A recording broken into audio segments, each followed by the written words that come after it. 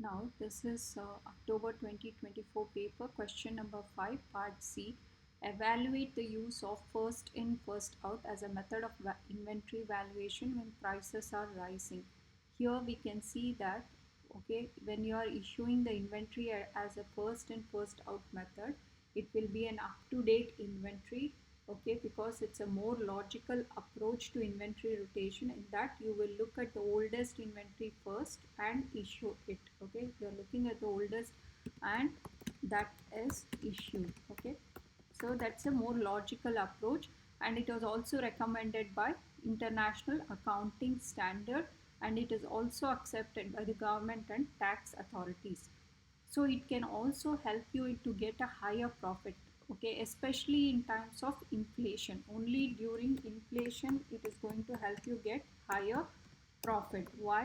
Because you had got the oldest inventory and you're going to, your closing inventory will become, okay, more valued, so which means that it will lower the cost of sales and it can lead to higher profit. Okay, especially this is true for the commodity prices.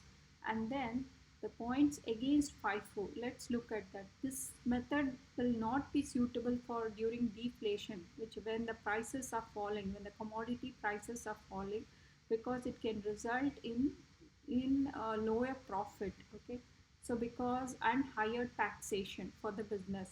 So why? Because of deflation. So when the prices are falling, your closing inventory value is going to become low, so leading to higher cost, leading to your closing inventory value will become low in value, so leading to higher cost of sales and a lower profit.